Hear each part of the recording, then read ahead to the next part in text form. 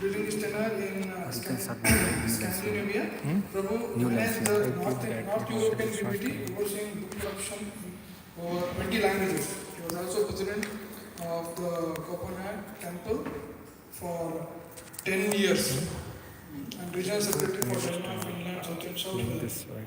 In the year 1998, Prabhu and his wife, Chandravali Mataji, and 2 children moved back to Malaysia and assisted the temple in Kuala Lumpur, Malaysia. In 2005, he was invited to manage the temple in Auckland, New Zealand. In 2006, he and his family moved to Melbourne, Australia, where he continued his service as co-regional secretary for Malaysia to assist Shimeshwar Prabhu in service. Prabhu is currently executing. His other services include conducting beauty class for devotees. So, many glories probably. So, we are very fortunate to hear, especially book distribution. So, it is Prabhupada's very favorite, very dear service that we can, that everyone can dear to Prabhupada. So, let us now to chanting Hare Krishna Mahamantra. Hare Krishna, Hare Krishna, Krishna Krishna, Hare Hare, Hare Ram, Ram Ram, Hare Hare. You're all book distributors? They are going today. They are going out today. Before I start, I have questions. Why are you going out book distribution? Why are you going out today to distribute books? So that we can give out this Prabhupada books, the mercy of Prabhupada in the form of books. To distribute mercy of Prabhupada. Good. What about you? Why are you going out? So we are going, so we can give the mercy and also we can tell, so by this, by distributing the books also, we can tell them that who is the Lord and also to tell about, to know ourselves. How about you? We are doing one is Seva of Prabhupada. To Prabhupada. Prabhupada will be happy. But why? Why are you doing this? Why do you think this is pleasing to Prabhupada? Spreading Krishna consciousness. It will be easy. But So, one way to get inspired is to understand a bit of history. Because you all are quite new to Krishna conscious. Prabhupada has left 47 years ago almost, and was established in 1966. So how many years is that? 34, 50, about 58 years ago. So a lot has happened during that time. Sometimes when we are new, we are not aware of the history of the society. Once upon a time, there was no big temples. There were not so many devotees. And there were not even so many books. In fact, there were not much facilities. In the early days of ISKCON, the devotees were living very, very basic, very simple. For example, in the New York temple, there were so many devotees joining. There was not enough space for everyone to sleep. Not enough room to even put down a sleeping bag to lie on. So the devotee was sleeping on the stairway. And windows were broken. And in the winter, the snow was coming into the window. And when you wake up in the morning, there are piles of snow next to you and on top of the sleeping bag. That was very austere. I remember when I first was a new, very, very new devotee, back in 1977, before Prabhupada left. I was in New Mayapur in the Bhakta program. The first morning I woke up, no, New Mayapur is a casa, right, in the countryside in France. I woke up, I had to go downstairs to the dungeon to take a shower. There were a row of showers coming from the top. And when I turned on the faucet, I got a shock of my life. Because it was ice cold coming. There was only one temperature. There was no water heater. So when you turn, I practically like jump out of my skin. This ice cold water coming down on me. And every day we had to just go and take a shower in the ice cold. At that time it was autumn. It was already cold, not even winter yet. And there's no heating in the cellar. So very, very austere condition. Now why did devotees do that? Simply based on the desire in instruction of Srila Prabhupada. He was always asking, where are my books? Where are my books? Where are my books? One time he was saying that if you do not do this book distribution, there will be no more Hari Hari Bo. What will you have? If there's no Hari Hari Bo, it's going to be what? Hari politics. That's what Prabhupada said. There's no Hari Bo, there'll be Hari politics. Because either mind is a devil's workshop. There is no service in all of ISKCON actually that can consume you completely more than book distribution. If you really get into the mood of book distribution, from the time you wake up in the morning to the time you go to sleep, it's all just absorbed in book distribution.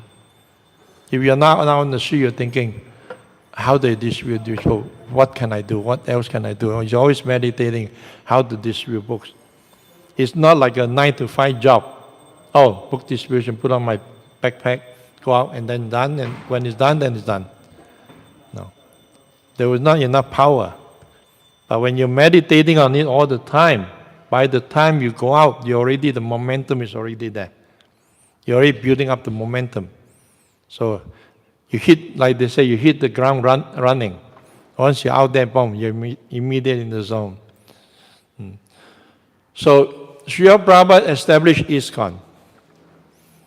And for the purpose of fulfilling the instruction that he received from his Guru Srila Bhaktisiddhanta Saraswati Thakur Maharaj. The first instruction that Srila Prabhupada got from his spiritual master was the first time he met him, when he was bowing down to offer obeisances. Before he even got up, Srila Bhaktisiddhanta was already giving him his life mission, his instruction. You are an educated young man, you should preach the science of Krishna consciousness, the teaching of Chaitanya Mahaprabhu, to the English-speaking world. So right after that, Prabhupada was thinking, I have met a real sadhu. And he was always thinking, he was the newly married man, started his job as a chemist, and he was always thinking how he can fulfill the order of his spiritual master. Even though he was not initiated, he already accepted Srila Bhaktisiddhanta as his guru.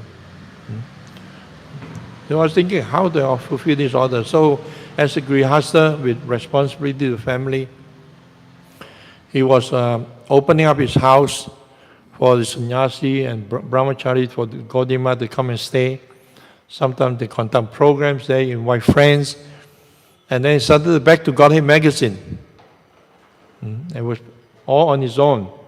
But because of World War II, there was a lack of supply of paper.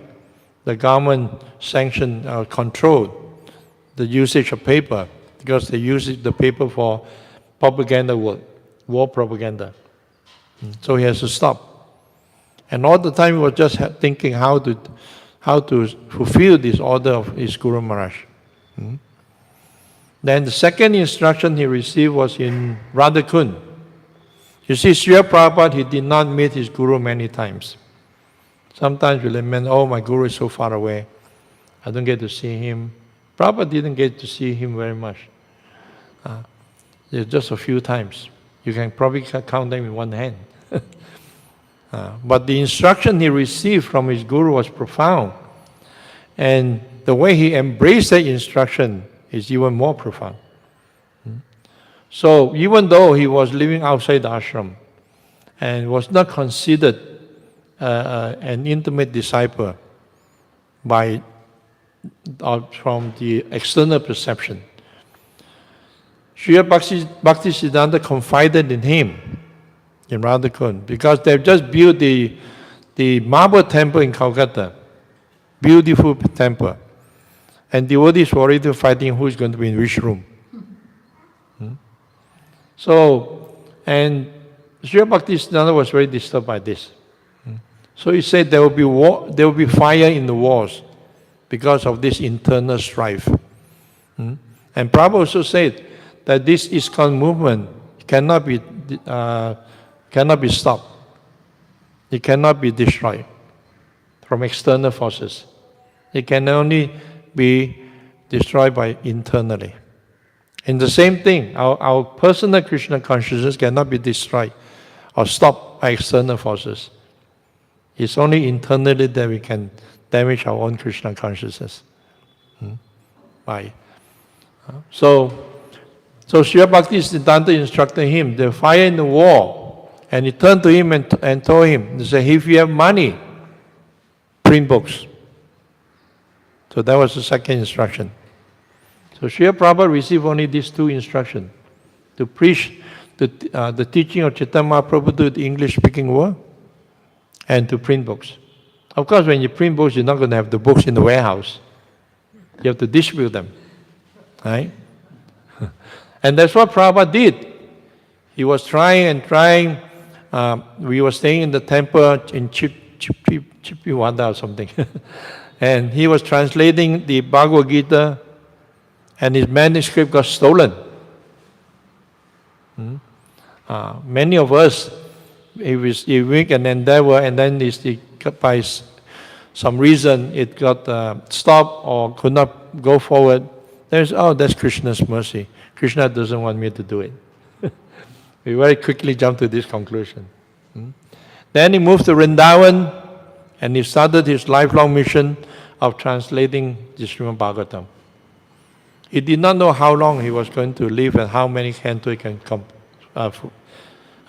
able to do. Therefore, he put in a lot in the commentaries in the first canto, second canto, especially first canto. That's why you see the first canto, the commentaries are usually very long. And he would translate, and on his typewriter, this old-fashioned typewriter. It's not like now you use computer, laptop. We write, if it's correct, we just tick it, and then you can rearrange the letters, you can rearrange the sentences, move them here and there. You can't do that with typewriter. It's wrong. Then you have to put this ink. I don't even know if you know of this thing. Take some ink and they cover it over and type it over. Very tedious work. And then you produce a manuscript, you complete the one volume, you go and collect for some donation, and you go buy paper in Chandni Chowk. Anyone been to Chandni Chowk in Delhi? It's like a maze of shops and all kinds of things you can buy there. And each area have their own, like here you have paper industry, the other place jewelry, saris, all different. In some areas it's also covered, you don't see the sun. So, and Prabhupada went there, buy paper, get a rickshaw, bring all the paper to the printer, and because he didn't have a lot of money, the printer can only print what he can pay. So when it's printed, Prabhupada will come and collect the books, go and distribute them, collect more funds, and then go and print more books. One-man show. Translator, commentator, editor, proofreader, buying the publisher, and distributor. At his age of 60 something. People are thinking of retirement. Here in India, people retire 60. Then what do they do? So that's how he do. Because he was always focused on fulfilling the order of his guru. Never give up. Age was not a consideration. Age is just a number. And that was proven that when he finally got the opportunity to go to America on a steamboat at the age of 69, just a few days before turning 70, he got on the boat. Now when he got on the boat, it's written in the Nilamrita that he has something like $8 worth of rupees. Recently I found out that was not correct. There was one program, I can't remember, it was in Mumbai or Delhi, commemorating some anniversary of Prabhupada. And his son, his younger son, Vrindavan Prabhu, was invited to speak. He said that when his father got on the boat to leave, he was alone. There was no one else there to send him off. He was the only one who was there to send him off. And as Prabhupada was going up the plank, he turned around, took in his pocket, and he gave him a whole bunch of rupees. He said, "You can keep it. I can't use it in America." So those rupees, that means he had gained nothing. Zero. And a few bags of grains because he was not sure what he can eat. And mainly he had a few trunks of books. That's all. That was how he commenced on his worldwide mission, going overseas, just with trunk of books. And we're not talking of books that we see on the shelf now. This was books that was printed in the old days. Those brick, look like bricks, you can use it for building houses. Red bricks.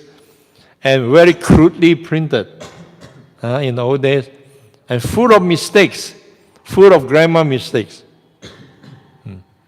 But Prabhupada was not worried about that because he had faith in the verse in the Srimad Bhagavatam where they state, where else that the literatures that are full of the glorification of the Supreme Personality of Godhead, even though imperfectly composed, they can cause a revolution in the mind of mankind.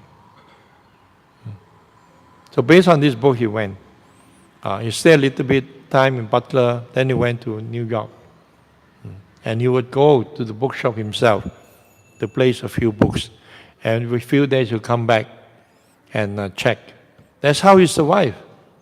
Just from selling his books. And in America, it's a bit more sophisticated. Not everyone is attracted to this book that is so crudely printed. And then he conduct programs and to the audience, he will sell his book to the audience. And this is also another example we can learn from Prabhupada. Because Prabhupada also said, what is the use of your 3 minutes of preaching? They will listen, and they go away, and they forget. But if you give them a book, they'll have it with them all the time. They have Prabhupada with them all the time. And he set the example right from the beginning. Wherever he go, he will be distributing his books. And it was very tough. One time he was living in this room provided by this Mayavadi, Muti Mishra or something, Dr. Mishra. And his manuscript was stolen again, second time. And yet he still continued, did the third time, the Bhagavad Gita. He didn't give up. And one time there was nobody there. Nobody came for the program. He was alone. There was no window in his room. And he remembered his guru saying, if there's nobody, you preach to the wall. And Prabhupada started preaching to the walls. Fortunately for all of us, he put on the tape recorder for recording. And you know where it is now, that lecture that Prabhupada gave to the walls? Yes, the introduction to Bhagavad Gita. See, and it's so powerful, the introduction to Bhagavad Gita, isn't it? There's a whole, everything of Bhagavad Gita was explained there, the 5 topics. And because life was so tough, sometimes Prabhupada would go to the steamship, India steamship office to check when is the next boat going back to America. He would check on the timetable, thinking that he will fail, he'll go back. But he always checked himself, he always tell himself, he said, let me try a little more. Let me try a little bit more to fulfill the order of my spiritual master. No question of giving up. Actually, that particular pastime was a big inspiration for me when I was on book distribution on the street in Sweden, Denmark. In the cold winter sometimes, where sometimes things are so tough, so hard, you feel like giving up. because you were not getting, nobody was taking the book, everyone was just in your face. You feel like, what's the use, giving up? And I always remember these pastimes of Prabhupada, that he didn't give up. He said, let me try a little bit more. And I tricked my mind, I said, okay, we give up, but let's try for half an hour. See what happens.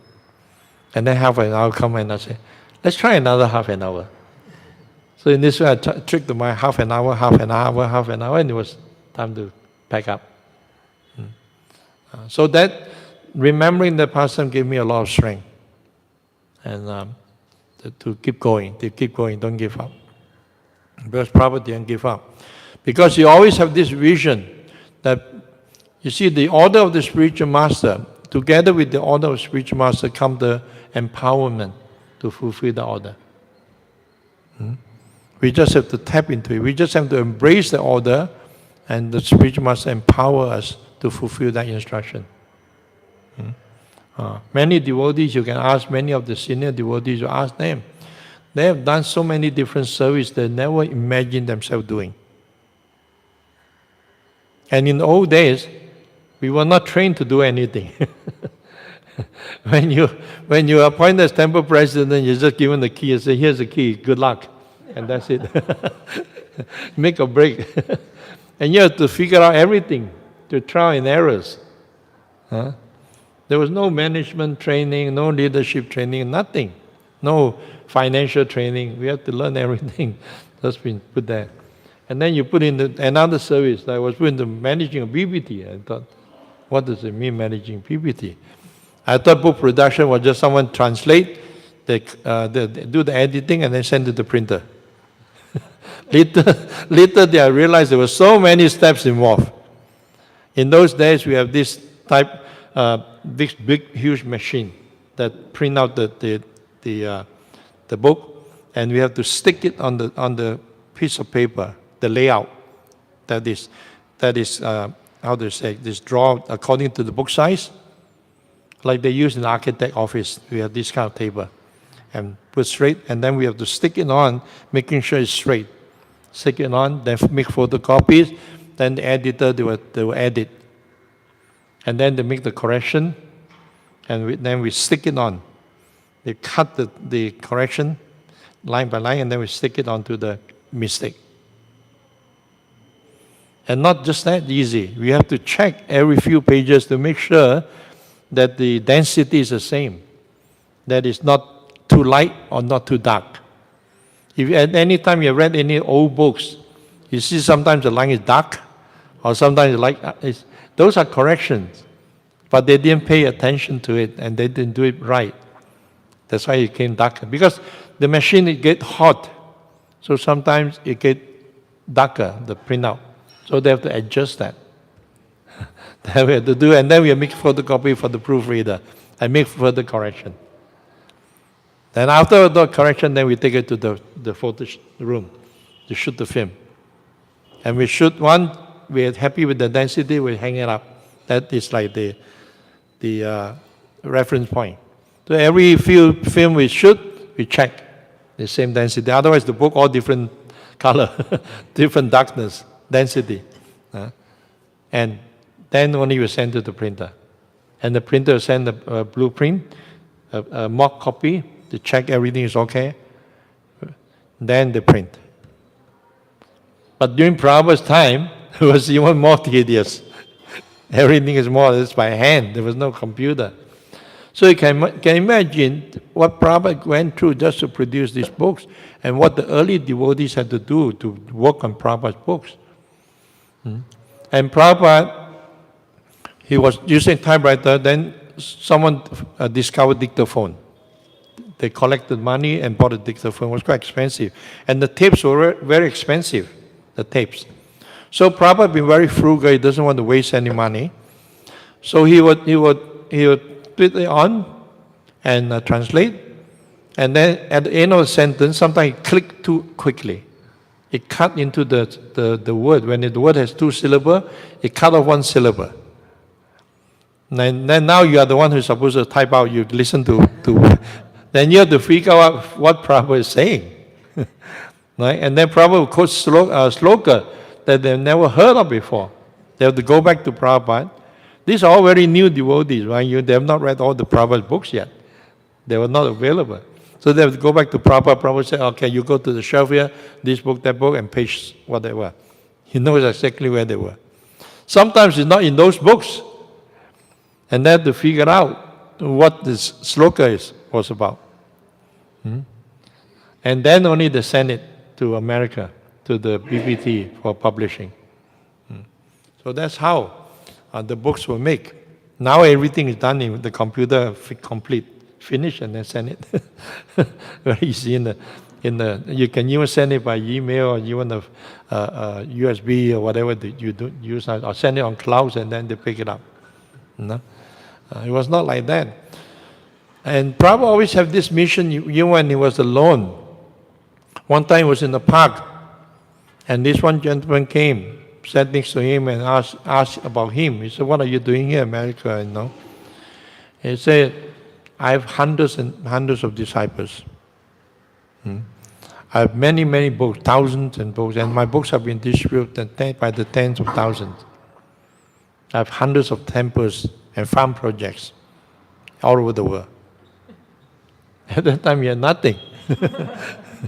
But he had that vision. He had that faith in the order of his spiritual master. So he went about, and he has no idea actually how to do it. Because when he's coming to America, he has no idea. That's why he wrote this poem when he arrived in Boston. He said, my dear Lord, I don't know why you brought me here. All these people here, they are addicted to sense gratification. They're addicted to sinful activities. How are they going to understand your message? Therefore, you please make me dance, make me dance, make me dance. So it's the same time when you go on book distribution, when you go on the street today, you remember this. Said, and the Sankirtan leader is telling you, okay, you go here, you go there. And when you look at the crowd, it's scary. Isn't it sometimes? When you go out, you've been all out, it's a bit scary, isn't it? And the mind is telling you, maybe you don't want to do this. The mind will come up with all kinds of excuses. And I think you still have some rounds left, right? Maybe you should go and chant some rounds first. Then you can come more empowered. And you come up with all kinds of excuses not to go out there and start approaching people. Even you are a seasoned distributor, the mind still tell you all these things. The mind keep telling me all these things even when I was a seasoned distributor. But you learn not to listen to it. You just dive straight into it. So you come there, sometimes the scenario is pretty scary. So you pray, say, Krishna, I don't know why you brought me here today. There must be a reason. So please, please, please use me as your instrument. Use me as your instrument to approach these people. Unless you empower me, I cannot do anything. I'm just a useless tool. But if you use me, then maybe I can do something useful to please you. So that's how we pray. And gradually you develop your own prayers, personal prayer to Krishna about book distribution. But that is a mood that we pray that Krishna will use us as his instrument. At any moment, right now, in Bangalore, there were 16 million people? 16 million? How many is that? How many crore is that? 1.6 crore? Yeah. So, at any moment, there are at least 1,000 people out there, probably more, who are going through depression, who are facing real challenges in their life, who maybe even contemplated suicide. And they're coming like to a dead end and looking for solutions. And some of them may be praying desperately for the solution. Every day there'll be all these people out there. In New Rajapur, I met one devotee who told me a story. He first met Chaitanya Avatari and his wife in their house. It was carpenter doing some work for them there. The work was supposed to be finished in 1 week, but because he liked it there so much, he stretched it to 6 months. So he can keep coming there for association. And then his workshop was flooded and everything was destroyed. was lakhs and lakhs of money, everything destroyed, and he was so depressed what to do, and was newly married, had a little daughter, barely 1 year old. And every day he would go to the railway track to find out exactly the time that the train will arrive and pass by that point. And then one day finally decided, okay, today's the day. He woke up late in the night because the train was going to come at 2 o'clock in the morning. So when his wife and daughter were asleep, he got up, looked at his wife, his daughter, said goodbye, and they went. But he wanted to go to Ciranjiva's house to have darshan of his deities before he go. So he came knocking on the door very late in the night. And Prabhu saw him. He said, what are you doing here so late in the night? But he saw in his face, he was very distressed. He said, come in. Tell me what's going on. And then broke down and cried and was telling him that, yeah, I'm coming because I want to see you and see the deities before I go and kill myself. There's a train coming at 2 o'clock. So Prabhu preached to him. He said, when you kill yourself, you become a ghost. So you continue to suffer without the body. So it's your choice. You want to suffer with the body or suffer without the body? So he thought, he said, better suffer with the body. And then Prabhu helped him to restart his business and all that. And then he built up his business. He was doing quite good business. And when they built the temple there, he arranged for all the marble, because he dealt with marbles and tiles and granite at cost. And Chaitanya Prabhu told me, he said, not just this devotee, just by supplying all this marble and granite at cost, he saved me 5 crores in building the temple. Otherwise, it would cost 5 crores more. So there are many such people out there every day. And that's the mission of the book distributor out there, to reach out to them. To pray to Krishna, Krishna, please use me as an instrument, let me reach out. And why do we know that this is what Krishna wants? How do we know that this what Chaitanya Mahaprabhu wants? Because the Panchatattva, they broke open the storehouse of love of God, and they distribute very freely. In the Chaitanya Charitamrita, we read how Chaitanya Mahaprabhu was lamenting. He said, I brought all this love, the fruit of love of Godhead here to the marketplace, but nobody seems to want it. And it seems that I have to bring it back. That is Mahaprabhu's anxiety for the conditioned soul. But the devotees were pacifying him, said, my dear Lord, don't worry. We will help you to distribute. So when we go out and distribute books, we are also basically telling the Lord, we can pray to God anytime before we go out. My dear Lord, please let me, in a small way, relieve you of your transcendental anxiety for the conditioned soul. Let me go out there. Let me try to do something for you, and you please use me. Use me as your instrument.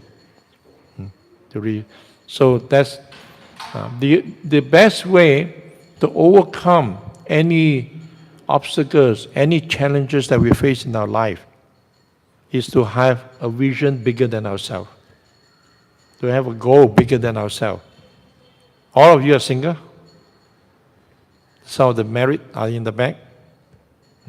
And they can tell you, each married man who has a family, they have a mission bigger than themselves. Every morning, they'll get up in the morning. Whether they feel like it, they don't feel like it, they get up in the morning. And in the old days, they may not have their own car. They go and take a train. They take a bus. You know how buses are like here sometimes. It's so packed, you just manage to put half your foot on the step and you're clinging onto someone's shirt, hanging out there. You still do that here in India? You still? In the first time I came to India, when the bus saw that, like, wow, this is really something. And they're hanging, another hanging onto you. Why are they going all this austerity? If you ask them, do you enjoy doing this? They will say, no. If I have a choice, I will not do all this. But they have something bigger than themselves. Their responsibility to their family, to put a roof over the food on the table, clothing on their back. In China, in one school, they made one video that they show all the students. And that video was showing some of the fathers of the students in the school, in the class. How they toil every day, working. And then when they break, they practically nothing to eat, just drink some water and some very simple food they're eating. And some are working in a very dangerous job, like climbing on the cable, climbing up and fixing things. And then the time they can fall and just die. And each time, when they show this video of a father, and they zoom into the child of the daughter of the son, or the son of the father, and they're crying, all of them. Because they didn't realize. They take everything for granted. They didn't realize what the father had to do to put food on the table. Did we ever consider what the father had to do to put us through school, to put you all through colleges, university, the austerity they go through, the sacrifices that they make? They wanted to go on holiday, but they said we cannot go on holiday. We have to put aside the money for college fund for our children. The sacrifice. So Prabhupada did all that. Make all these sacrifices to establish the International Society for Krishna Consciousness. And all the early devotees, the pioneers, those who are still with us and those who are not with us, they did their job, paving it. This temple was built with a lot of blood and sweat. Now we just come here, nice facility. But the blood and sweat behind it, we don't see. So we have to be grateful. We have to be really appreciate what has been given to us. Now we can perform our service without all those austerities. Well, I remember one time I went on a bus party. I was in the BPT, but during marathon, everyone is out the door. Everything shut down except one cook, one pujari. Everyone else out. So this one congregation member, he had an old bus that he fixed up. So he went up on the bus. And to save money, we rented a room for three devotees, were 5 of us. 3 devotees, 5 plus a driver. So I said, okay, you're going to sleep in the room, I'll sleep in the bus. There's no problem, right? The bus, you have the wire plug in, heating is working. So I'm a sleeping bag on top of a box next to the window. In the morning, my sleeping bag was stuck to the window with ice. It was minus 15 outside, and the fuse had gone off in the night. So the bus was like living in the refrigerator. The bus was like a refrigerator practically. Everything was frozen. And I had to get up in a gamcha, put on a winter jacket, and go down to the cellar to take a bath. And there was no warm water because the fuse has gone off. So I had a bucket, and I just remembered the bucket. Austerity is the wealth of a Brahmana. Austerity is the wealth of a Brahmana. And take bath quickly and go coming back. And there was no heating in the bus. So everywhere we go, ice cold. Then we go on the street, it's cold. Come back to the bus to take prashad, it's cold.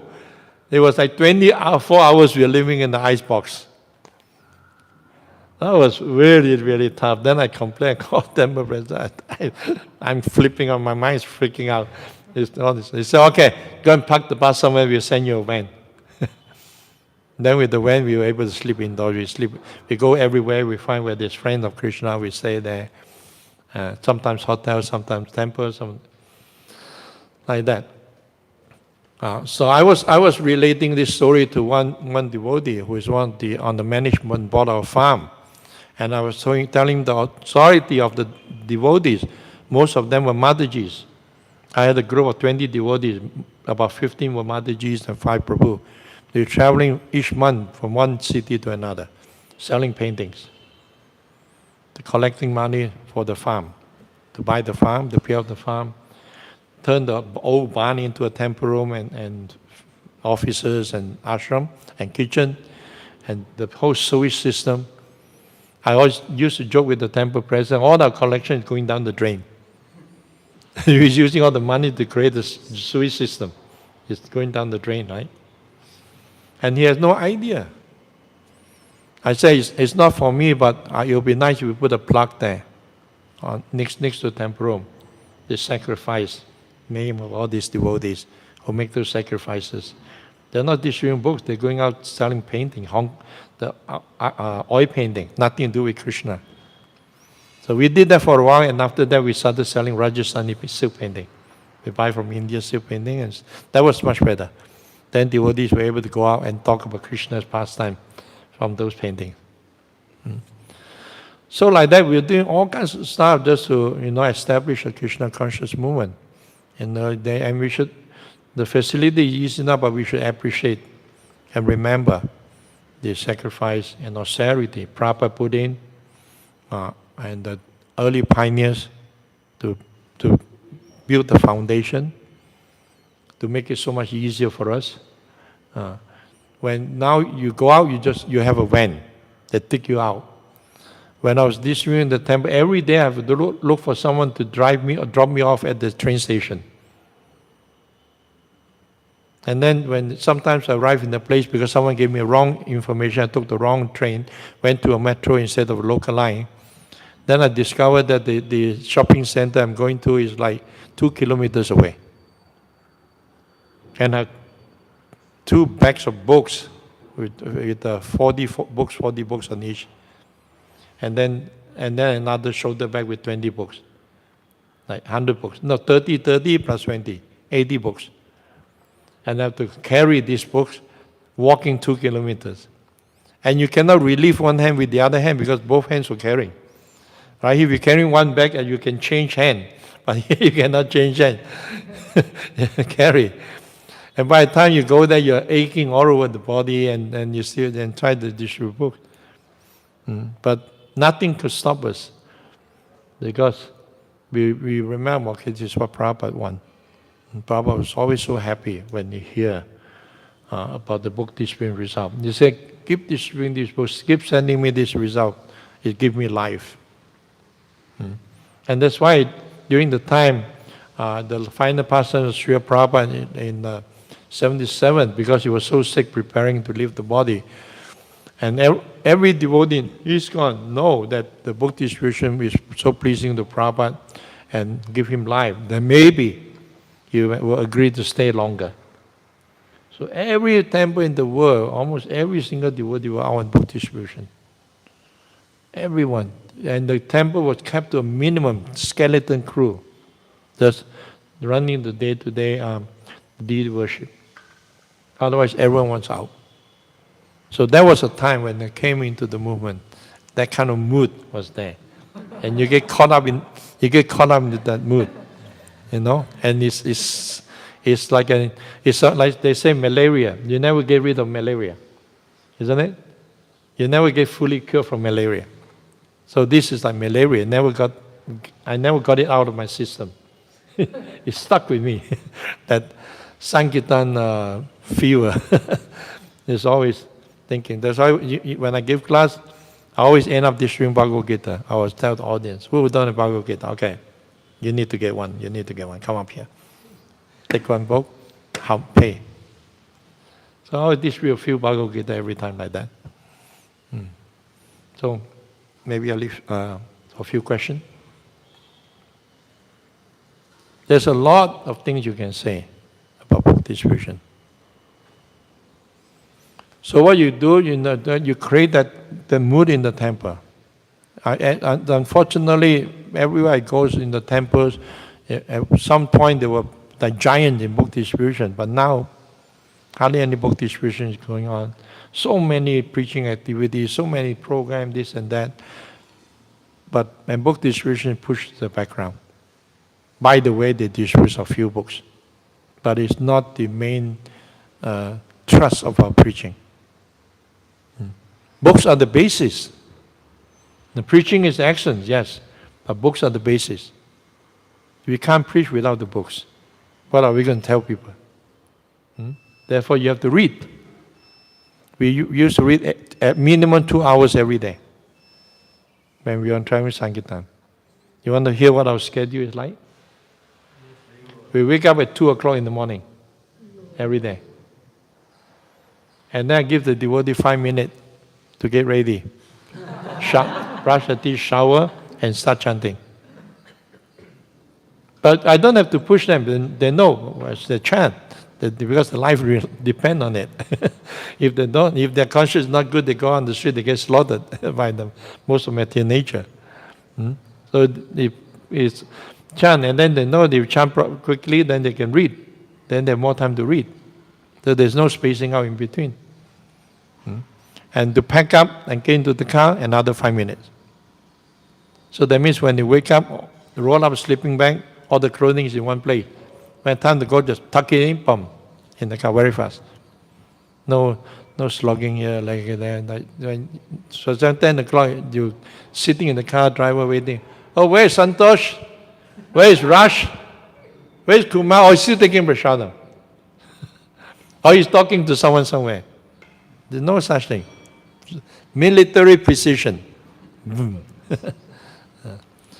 So, and what do we eat? In the morning, we have dal. We didn't know how to cook. Nobody taught us how to cook. I have never heard of chons before.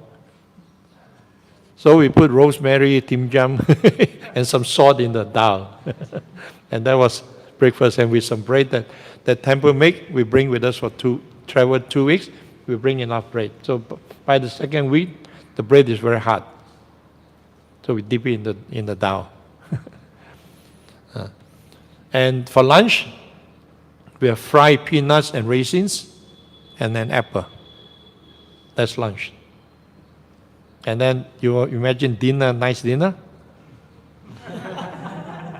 You come back to the hotel room, dinner is just a cup of milk. That was it. That was it. I was very, very skinny in those days. Very skinny. My temple friend used to come from behind, pick me up, and say, Ciranjiva, eat! Pick me up, eat! I said, I'm eating! Used to eat mountain of prasadam. Yeah, but because we are absorbed, our pleasure was coming from book distribution, not from anything else. So much so that even when we come back to the temple, we come back, wash our clothing, pack up the van, ready to go on Sunday, and we often leave before the Sunday feast. Prasadam is ready. The temple priest will stop us. Said, Ciranjiva, where are you going? I said, where are you going? He said, no, you still got to stay. Wait for the offering. Wait for the offering. As soon as the offering came out, we each one take our plate, fill it up, and we jump into the van. And the driver will drive, and we eat, and we take turn drive, and we take our Sunday feast. We are not even interested in Sunday feast. In those days, the Sunday feast, you have savory in the beginning, pakora, and different things. You have 3 different subjis, all with cheese, and then you have maybe 2 like chutney and something else, and at least 3 desserts. A mango milkshake. 9-10 preparation, Sunday feast. But we were not even attracted to it. We just want to get out there and distribute. That was the taste we got by being absorbed in book distribution. So you create that mood in small group, and then gradually others will see, well, look at this. Like when you come back, when you're in book distribution, you come and get kirtan, during kirtan, you have a different energy to it. The enthusiasm in the kirtan. I remember I was new bhakta in the temple room during the week. I was dancing freely in the temple room. I love dancing. Then Saturday afternoon came, and I saw the Sankirtan pulling in, parking, and out they came like stormtroopers. They walk, like they walk with a purpose, and I shrink to the background. And I thought, these guys are for real, you know. Don't mess around with them. I said, I want to be like them. And then evening time came, the kirtan, they were, oh, wow, chanting. I was just hiding, timid. You know, wow, there's so much power, so much enthusiasm. So you create that mood, energy, even a small group, and then gradually others will be drawn into it, others drawn into it. And then you turn the whole temple into a book distribution mood. It becomes the beacon of book distribution in the whole Bangalore and the whole India, and then gradually whole world. If you're top in India, you're top in the world. Just by sheer numbers. Until China opens up.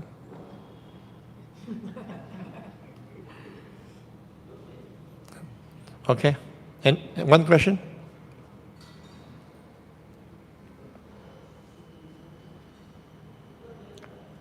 Fired up? Inspired? You know what to do? Yes. So many times we do book distribution, but later somehow we miss out on cultivating. We just give and we miss out on cultivating. So whereas if you do other kind of preaching, you have someone to always speak to and that kind of thing to be there. Yep. But here we miss out that. Due to which sometimes the reflective mentality is there, but no one is under me. That becomes an obstacle to do distribution. So how to come about it? This is the biggest failure in our society. We distribute tens of millions of books. And people, even though they may not, if they are interested in bhakti or surrender, they come here. But some maybe just became vegetarian, they're interested in yoga, they're interested in spiritual life. It kind of awakened them to them. And there are other organizations that's harvesting the fruits of all our effort. And they're very good in the organization, so they're just picking up all this as a result of our book distribution. Before we start book distribution, nobody know anything about karma. I mean, not talking about India. Outside India, nobody heard of yoga, karma, reincarnation. It's foreign word. Vegetarian. It's all because of book distribution. But the result, someone else is taking them. So we should. That is something you have to work out with the management, set up, organize, have an office. There's so many congregation devotees here, especially Madhijis are not working, and there's so many IT experts here. Set up a system for follow-up system. Make it easy. And then print out a card. Everyone you meet, distribute books, or someone even you don't take a book but interested, you say, I would like to invite you to our program. Maybe you can give me a contact. Any excuse you can use. And you get the contact, the name, the phone number, and email. What else do people use? Or unless you can have a QR code, easier. Here's a QR code, give me your contacts on your phone, right? And then come and give it to office and distribute to different devotees. Okay, now you take 5, 10, or something like that. So it's not lower than one person, and they do the follow-up. Keep up in the central system. Then we'll harvest more of the fruits. Yes.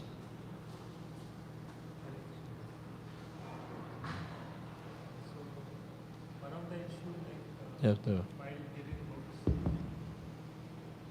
one of the things we again hear people say that, we want to read the book, but there's no time. We have to go office, we have to do this and all. So they always keep saying we don't have time and all. So even we have some program also, we call them the same thing. They said no time. You always find in every organization, you have some devotees are more serious, devotees not so serious. And when you talk about book distribution, sometimes it sounds very scary, because they don't realize the bliss of the pleasure. One time I was telling my Diksha Guru, I told him, I said, we were on a walk. I told him, I said, you know, the best time in my Krishna conscious life was when I was traveling Sankirtan. And he turned around and smiled and said, isn't it? And that's until you became a big manager. I was a temple president at the time, you know. There's so much bliss. I still look back to those days.